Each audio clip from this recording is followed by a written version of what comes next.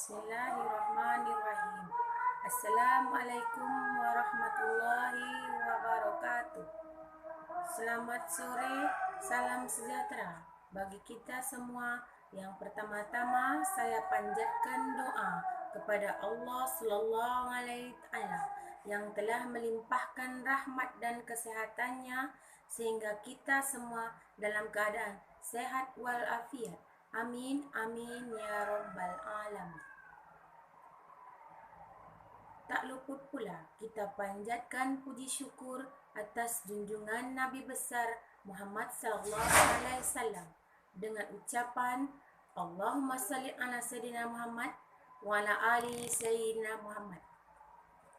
Yang saya hormati dosen pengampu mata kuliah Usul Fikih dan Kaidah Fikih, Ibu Sukma Mehinda SESY MPD. Saya Elvi Sasmita, semester 2, kelas reguler B, sebagai pemapar materi. Penerapan ikhtisan dalam ekonomi keuangan. Menurut mazhab Hanafiyah, bila seseorang mewakafkan sebidang tanah pertanian, maka termasuk yang diwakafkannya itu hak pengairan, hak membuat saluran air di atas tanah itu dan sebagainya. Hal ini ditetapkan berdasarkan ikhtisan. Menurut kias jail, hak-hak tersebut tidak mungkin diperoleh karena mengkiaskan wakaf itu dengan jual beli.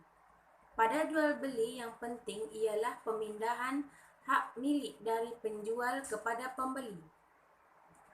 Bila wakaf dikiaskan kepada jual beli, berarti yang penting ialah hak milik itu. Sedangkan menurut ikhtisan, hak tersebut diperoleh dengan mengkiaskan wakaf itu kepada sewa menyewa. Pada sewa menyewa, yang penting adalah pemindahan memperoleh manfaat dari pemilik barang kepada penyewa barang. Demikian pula halnya dengan wakaf, yang penting pada wakaf ialah agar barang yang diwakafkan itu dapat dimanfaatkan.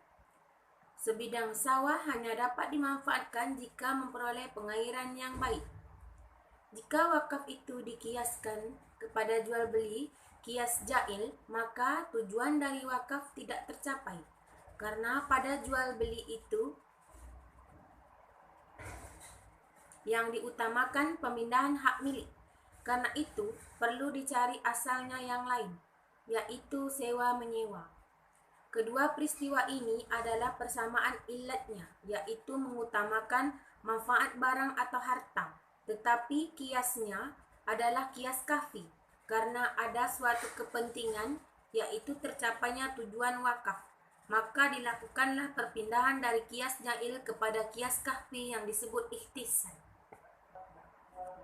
Sedangkan istishab secara bahasa adalah menyertakan, membawa dan tidak melepaskan maupun melepas atau meninggalkan sesuatu. Sedangkan secara istilah istishab mempunyai arti menetapkan hukum pertama kepada hukum yang kedua karena tidak ada dalil atau bukti yang dapat mengubahnya. Konsep istishab sebagai metode penerapan hukum mengandung 3 unsur pokok, yaitu waktu ketetapan hukum dan dalil atau bukti. Istishab digunakan untuk menetapkan hukum suatu perkara itu berupa hukum di masa kini maupun mendatang, berdasarkan apa yang telah dan ditetapkan dan yang berlaku sebelumnya. Adanya anggapan tentang berlakunya sesuatu lebih tetap kuat daripada dugaan tentang telah berubahnya sesuatu tersebut. Banyak ulama berpendapat bahawa istishab merupakan hujah baik dalam mempertahankan sesuatu yang sudah ada, daf'i, maupun menetapkan sesuatu yang belum ada, ishbab. Ada 2 cara penggunaan ishab, secara penuh atau hanya sebatas untuk mempertahankan sesuatu yang sudah ada. Alasannya adalah konsensus ulama ijma telah menyepakati penggunaan istishab dalam ranah hukum Islam, seperti tetapnya wudu atau membersihkan diri sebelum beribadah merupakan kepemilikan pribadi masing-masing orang, sekalipun ada rasa ragu terhadap hilangnya hal tersebut. Para ulama menggunakan konsep ijtihad dalam menetapkan hukum suatu masalah karena ada hukum yang tidak disebutkan hukumnya dalam Al-Quran, sunnah, ijma, dan qiyas. Demikianlah pemaparan materi ikhtisan dan istihab pada ekonomi Islam. Ini yang dapat saya sampaikan.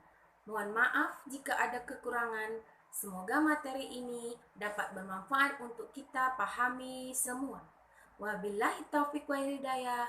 Assalamualaikum warahmatullahi wabarakatuh.